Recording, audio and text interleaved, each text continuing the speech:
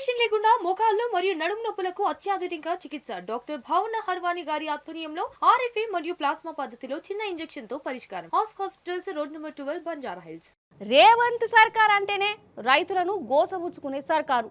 4 ఏళ్ల కిందట ఇదే రోజు నాడు వరంగల్ రైతు డిక్లరేషన్ అని అనుకుంటా ఎట్లా ఓట్లేయించుకున్నది కాంగ్రెస్. ఒడ్డెంకినాక ఏవైందో కళ్ళారా చూస్తూనే ఉన్నాం మనం.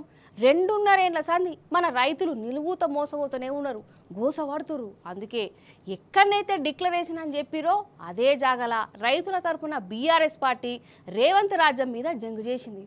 డిక్లరేషన్ మోసాన్ని బట్టబయలు చేసింది. అగో వీళ్ళందరూ రేవంత్ సార్ మీద జంగు చేసేందుకు తెలంగాణ 4 దిక్కుల నుంచి వచ్చిన అసలు సిసలైన రైతులు 2.5 ఏళ్ల సంధి మోసం చేసుకుంటా గోస ఉచ్చుకుంటున్న రేవంత్ సర్కార్ మీద పిడికిలెత్తి రైతు బలం ఏందో చూయించిరు వరంగల్ రైతు సంగ్రామ సభల.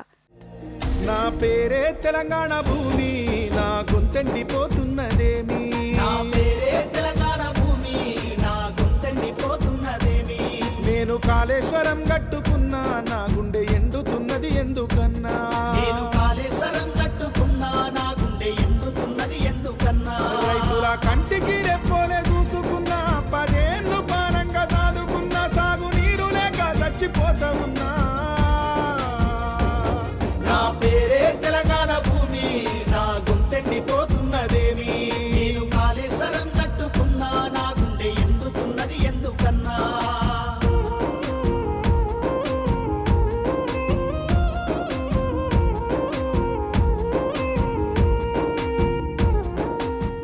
రైతు డిక్లరేషన్ అని అటు రాహుల్ గాంధీతో సహా కాంగ్రెస్ లీడర్లు ఏడనైతే చెప్పిరో అదే జాగల వాళ్ళ అసలు రంగు బయట పెట్టిండు కేటీఆర్ సార్. నిజం చెప్తున్నా, కేటీఆర్ సార్ మాట్లాడిన ఒక్కొక్క మాట తూటా లెక్క వేలినాయి. సచివాలయంలో ఉన్న ఆ పాలకులకు వణుకు పుట్టింది కావచ్చు, అసలు నిద్రపోతారో ఓరో అని కూడా అనిపిస్తున్నది. రేవంత్ సార్ ఇప్పటిదాకా రైతులకు ఏమేమి ఎగ్గొట్టిండో, ఎట్టెట్లా గోసబుచ్చుకున్నాడో ఈ మీటింగ్కి వచ్చిన రైతులతోనే చెప్పిపించిండు. కేసీఆర్ అంటున్నాడు కాంగ్రెస్ వస్తే రైతు బంధు బంద్ అవుతుందని. ఎందుకు బంద్ అవుతుందే? మేమేమన్నా దివానగాలమా? మాకేమన్నా ధమాక్ లేదా? అడుగుదాం ఒకసారి. మరి రైతు బంధు ఆపిన దివానగాడు ఎవడు మరి ఇప్పుడు? అరే హౌలా, అరే దివానా, ఎందుకు బంధు పెట్టినవరా రైతు బంధు? నీ అయ్య సొమ్మ, నీ అబ్బా సొత్తా? మీరు సమాధానం చెప్పాలి. ఇవాళ 3 సార్లు రైతు బంధు ఎగ్గొట్టిన దివానాగాడు ఎవడు? ఎవడు? వినబడతలేదు తమ్మి. రైతు బీమాను బొందబెట్టిన హౌలాగాడు ఎవడు?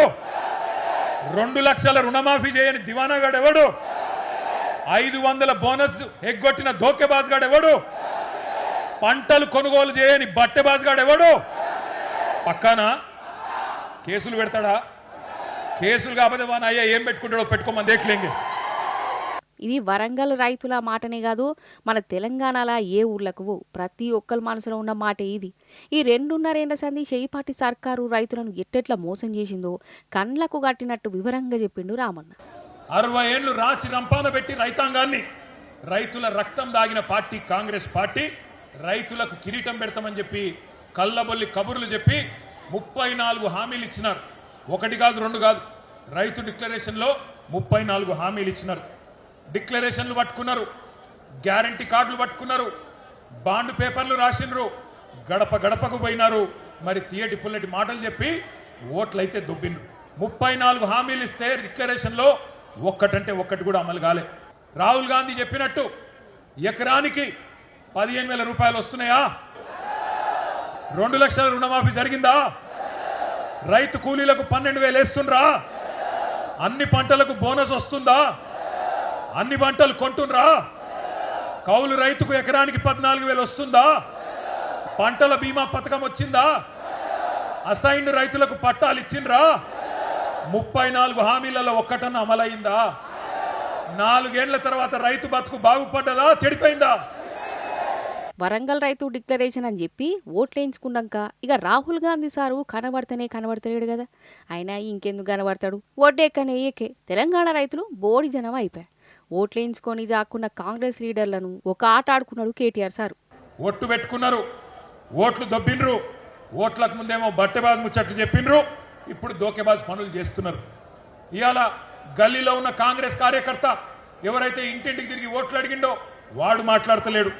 పోనీ ఢిల్లీ నుంచి వచ్చినోడు ఏమైనా పత్తా ఉన్నాడా అంటే వాడు మళ్ళా గల్లనే పడతలేడు. ఢిల్లీకి వెళ్ళి వచ్చినోడు ఏమయ్యా రాహుల్ గాంధీ నిన్ను అడుగుతా ఉన్నా, ఎక్కడ సచ్చింది నువ్వు చేసిన డిక్లరేషన్? ఎక్కడ సచ్చింది అని అడుగుతున్నా. నువ్వెక్కడ చచ్చినావు రాహుల్ గాంధీ?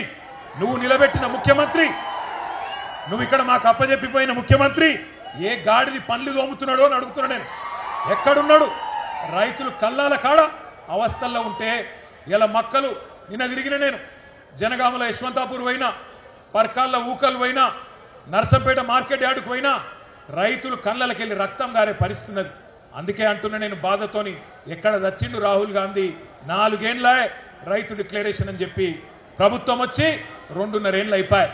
ఎక్కడ ఒక్కటన్నా అమలు చేసినవా అని అడుగుతున్నా. మన తెలంగాణ జలాలను అమాయకులను చేసి అబద్ధాలాడి గింతగానం మోసం చేసిన ఈ రాహుల్ గాంధీని, రేవంత్ సార్ను మాటిచ్చి తప్పిన కాంగ్రెస్ లీడర్లను ఏం చేయాలనో చెప్తాడు ఈ నొర్రి.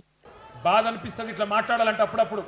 కానీ డిక్లరేషన్ ఇచ్చి లక్షల మంది రైతులను మోసం చేసిన రాహుల్ గాంధీ ఫోటోను, ఆ రైతు డిక్లరేషన్ కాగితాన్ని, రేవంత్ రెడ్డి ఫోటోను మొత్తం అన్ని పోలీస్ స్టేషన్ల కాడ, రైల్వే స్టేషన్ల కాడ, బస్ స్టాండ్ల కాడ అంటియాలే, అంటించి కింద రాయాలి, దొంగలు ఉన్నారు జాగ్రత్త, ఓట్లను ఎత్తపోయే దొంగన కొడుకులు ఉన్నారు జాగ్రత్త అని రాయాలి.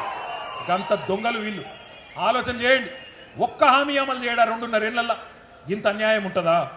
కాంగ్రెస్ వాళ్ళ మేనిఫెస్టో, వాళ్ళ గ్యారంటీలు, 420 హామీలు, వాళ్ళ అభయ హస్తం దేశ చరిత్రలో కాదు ప్రపంచ చరిత్రలోనే అతిపెద్ద మోసం అని చెప్పక తప్పదు. మనం వింటుంటాం, పేపర్లలో, టీవీలలో చూస్తుంటాం, వాడెవడో చెడ్డీ గ్యాంగ్ వచ్చిండు, వీడెవడో రైస్ పుల్లింగ్ గ్యాంగ్ వచ్చిండని. ఆ గ్యాంగుల కంటే డేంజరు ఈ కాంగ్రెస్ గ్యాంగు అనే మాట నేను మీకు విజ్ఞప్తి చేస్తున్నా. కరోనా కంటే డేంజరు కాంగ్రెస్ అనే మాట ఇలా రైతులు మాట్లాడుతున్నారు. ఇక ఈ మీటింగ్ ఓడిచిపోయి ఎవరులకు వాళ్ళు పోయినాక రైతులు అదే పని చేసేటట్టు ఉన్నారు. మరి గంత కోపంలో ఉన్నారు మన రైతులు. నిజం చెప్తున్నా, కేటీఆర్ సార్ మాట్లాడుతున్నంతసేపు ఈ సభ దద్దరిల్లిపోయిందోలా 2.5 ఏళ్ల సంది కాంగ్రెస్ చేసిన పాలనను, మోసాలను అందరికీ మంచిగా అర్థమయ్యే తీరులో చెప్తుంటే అక్కడికి వచ్చిన వాళ్ళకు మస్తు ధైర్యం వచ్చినట్టు అయింది.